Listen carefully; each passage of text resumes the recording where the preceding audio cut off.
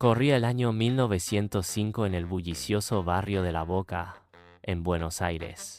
Entre casas de colores colgando ropa tendida y el sonido de las olas rozando los diques, un puñado de jóvenes con un solo sueño compartido se reunía cada tarde. Su pasión se desbordaba cuando veían rodar un balón gastado por las calles empedradas. Sus risas se mezclaban con el eco de antiguas melodías de inmigrantes que trajeron consigo sus esperanzas y sus historias. Aquellos muchachos, con las botas rotas y las camisas a rayas, sentían que el fútbol podía cambiarlo todo, unir a las familias, elevar el orgullo del barrio y convertir un juego en leyenda. Fue en el mes de abril cuando se encontraron por primera vez en la intersección de las calles del Valle y Pinzón. Con apenas un pedazo de cuero relleno de paja, delimitaron un campo improvisado. Dos piedras hacían las veces de postes y el pulso vibrante de la pelota marcaba el compás de sus latidos. En aquella tarde, bajo el sol que doraba los muros grafiteados, firmaron un pacto sin palabras. Fundar un club que llevara el nombre de su tierra y defendiese la camiseta con el fuego de un corazón indomable. Eligieron azul y amarillo como colores para honrar el sueño de sus antepasados y la bandera que ondeaba en los barcos del puerto, símbolo de un nuevo comienzo y de la mezcla de culturas. Con tijeras y retazos de tela, confeccionaron sus primeras camisetas. La costurera del barrio, emocionada, les devolvió esas piezas únicas. Decidieron llamarse Boca Juniors, en honor al distrito que los cobijaba y a la juventud vibrante que ansiaba escribir su propia historia. Aquella noche, mientras los faroles de gas parpadeaban, nació una familia que crecería para ocupar un lugar privilegiado en el corazón de millones.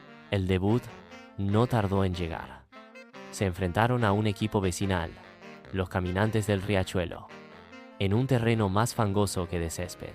El árbitro, un señor de bigote poblado y traje de tweed, hizo sonar la primera señal. El balón giró largo, rozando el barro, y los juveniles corrieron tras él con la mandíbula apretada. Los gritos de ¡Gol! Se confundían con el estrépito de los carros que pasaban por la avenida. Aunque perdieron 3-1, cada caída y cada victoria efímera alimentaron la brasa de su ambición. Los meses siguientes estuvieron llenos de ensayos y sacrificios. Reunían monedas para reparar el balón, recorrían talleres para afilar botines y compartían el pan con un mate a la vera del riachuelo. La comunidad se volcaba a su alrededor. Los comercios aportaban vino o pan y las familias irradiaban orgullo cada vez que se pintaban la cara con los colores del club. En cada boca de túnel, en cada grafiti improvisado, se leía una promesa: Boca será grande. En 1906, consiguieron su primera cancha oficial en la esquina de Bransen y del Crucero. Allí recogieron las esperanzas de un barrio que los observaba con ansias. El terreno, firme y libre de charcos, permitió pulir jugadas y descubrir talentos. Mariano el Cura González se convirtió en goleador temible. Manuel, el Tano, Rossi desbordaba por la banda derecha y Juan, el Gaucho Pérez, levantaba la mirada para emular a sus ídolos ingleses. Cada entrenamiento era un festín de coraje, cada gol celebrado con cánticos improvisados que resonaban más allá de las vallas. La primera victoria oficial llegó en primavera, frente a la Paternal Athletic. El pitazo final resonó como un trueno. 2-0, con dos remates certeros de González. El estruendo de los aplausos retumbó más fuerte que el choque de las locomotoras del puerto.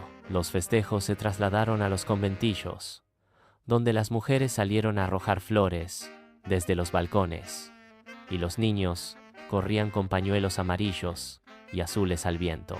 Fue el bautismo triunfal que selló un destino ineludible. Ese día, Boca Juniors dejó de ser un sueño para convertirse en promesa cumplida. Con el triunfo comenzó una carrera imparable. Boca se erigió como sinónimo de garra y corazón. Pero justo en el instante en que la euforia alcanzaba su punto más alto, llegaron los tiempos difíciles, recortes económicos disputas internas, jugadores que partían con la esperanza de mejores sueldos en clubes lejanos.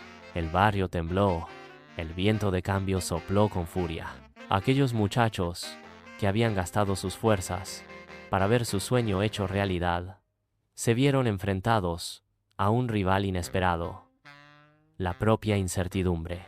Sin embargo, en el pecho azul y amarillo ardía una llama imposible de extinguir. El verdadero valor de un club no reside solo en las victorias, sino en saber levantarse cuando todo parece perdido. Así, entre discusiones y reorganizaciones, emergieron líderes que supieron reencontrar el rumbo. Voces anónimas se alzaron con fuerza.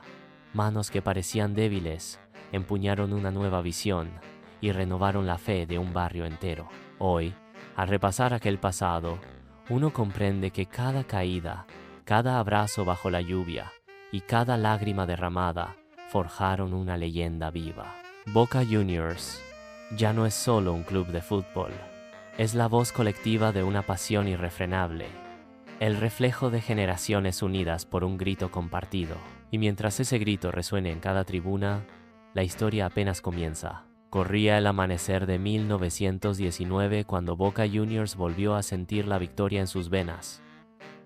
Aquel año, bajo un cielo cubierto de humo de locomotoras, alzó su primer título oficial en la Liga Argentina.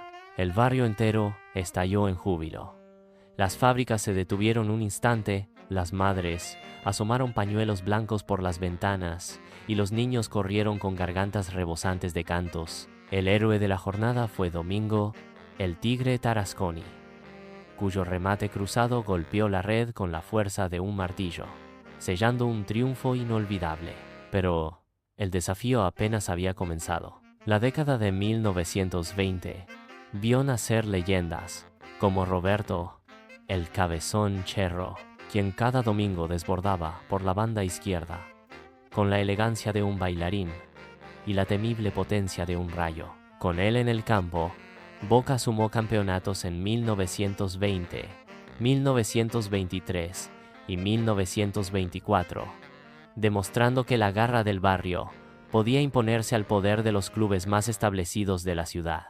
Durante esos años, la Bombonera era aún un sueño en los papeles de los dirigentes, pero la grandeza de Boca ya se sentía en cada rincón de la Boca. La profesionalización del fútbol en 1931 fue un temblor de tierra para todos los equipos, pero para Boca Juniors significó la oportunidad de forjar un legado aún más sólido. Con contratos por primera vez escritos en tinta y salarios que permitieron a los jugadores dedicarse por entero a su pasión, el club creció en ambición. En 1934, Boca levantó de nuevo la Copa de Campeón y un año después repitió la hazaña, cimentando un dominio que ningún rival pudo ignorar. Llegó entonces el día en que la Bombonera, el estadio soñado, empezó a cobrar forma en la avenida Branson. El 25 de mayo de 1940, bajo el telón gris de una mañana otoñal, se inauguró oficialmente el nuevo templo Xeneize. Miles de gargantas se unieron en un solo latido cuando el primer balón rodó sobre el césped recién tendido. El estruendo fue tal que pareció estremecer los cimientos mismos del barrio. Aquella platea de madera y esas tribunas inclinadas anticipaban la atmósfera única. Un abrazo colectivo donde cada hincha se sentía protagonista. La década de los 40 fue un esplendor incontenible, con jugadores como Mario el Negro Boyé, cuyo potente disparo retumbaba en los arcos como un cañonazo. Boca sumó campeonatos en 1943, 1944 y 1946. Cada partido se convirtió en historia viva. Las corridas por las bandas, los caños magistrales y los goles de volea que hacían vibrar las maderas del arco. La Bombonera, llena hasta el último escalón, ofrecía un concierto de cánticos y bombos que retumbaban en las entrañas de los adversarios. Sin embargo, incluso en la cumbre, los obstáculos acechaban. Problemas financieros amenazaron con exigir sacrificios, y el fantasma de la derrota se asomó en algunos choques decisivos. Pero la mística de Boca, forjada en las calles de la Boca, y alimentada por la resistencia de su gente, siempre supo renacer. Bajo la guía de dirigentes apasionados y el aliento incondicional de la hinchada, el club se mantuvo en la senda triunfal.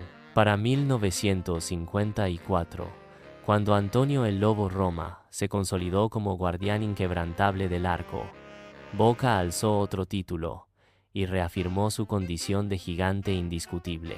Y aunque los años siguientes traerían nuevos retos, la competencia crecía, los clubes rivales evolucionaban y el fútbol se modernizaba. El corazón Xeneize ya latía al ritmo de una epopeya imparable. Al cerrar esta segunda parte de la historia, podemos ver cómo Boca Juniors se elevó desde un puñado de soñadores hasta convertirse en leyenda. Cada camiseta sudada, cada gol celebrado con el puño en alto y cada lágrima derramada bajo la lluvia construyeron los cimientos sobre los que se alzaría el mito. Pero el viaje aún continuaba. Nuevas glorias, gigantes europeos por conquistar y pasiones desbordadas que escribirían los próximos episodios de un club destinado a brillar por siempre. Corría el año 1962, cuando la Bombonera volvió a estallar con un título local tras 6 años de espera. Aquella consagración no fue solo un triunfo en la tabla de posiciones, representó el renacer de un club que había soportado tormentas internas y divisiones en la dirigencia. Entre bambalinas se tejían alianzas inesperadas y se fortalecían lazos con la hinchada, cuyo rugido se filtraba por los muros de madera para alimentar el fuego de la ilusión. Sin embargo, el verdadero desafío estaba por llegar. A mediados de los 60, el fútbol sudamericano se transformó con la aparición de la Copa Libertadores. Boca, aún adoleciendo de recursos frente a gigantes brasileños y uruguayos, sufrió derrotas dolorosas en las ediciones iniciales. Aquel sabor amargo quedó grabado en la memoria colectiva. Aficionados que regresaban a casa con lágrimas al saber que la gloria continental parecía inalcanzable. La década de los 70 amaneció con la llegada de un técnico de carácter férreo y visión táctica implacable. Juan Carlos Lorenzo, el Cabezón. Sus métodos intimidaban a propios y extraños, pero nadie cuestionaba los resultados. Bajo su mando, Boca construyó un equipo rocoso, capaz de disputar cada pelota como si fuera la última. Jugadores como Hugo Gatti en el arco, al que apodaban el Loco por sus atajadas temerarias, y Rubén Suñé en la mitad de la cancha, emergieron como baluartes de una mística imbatible. En marzo de 1977, Boca Juniors puso fin a la maldición. Alzó su primera Copa Libertadores tras superar a Cruzeiro en una final épica. El penal decisivo, convertido con sangre fría por Ernesto Rivera Mastrangelo, quedó inmortalizado en cánticos que aún retumban en la Bombonera. Aquella noche, el cielo porteño se iluminó con bengalas amarillas y azules. El público fue elevado a los cielos en una danza frenética que hizo temblar hasta las vigas del estadio. El éxtasis continuó en diciembre de ese mismo año, cuando Boca derrotó al Borussia Mönchengladbach en el Mundial de Clubes, coronándose campeón intercontinental. La imagen de Antonio Roma, levantando el trofeo ante miles de hinchas, se convirtió en el símbolo máximo de la ambición xeneize. Nadie dudaba ya del poderío de un club forjado en barrios humildes y templado por el sacrificio. Pero la gloria no se detuvo.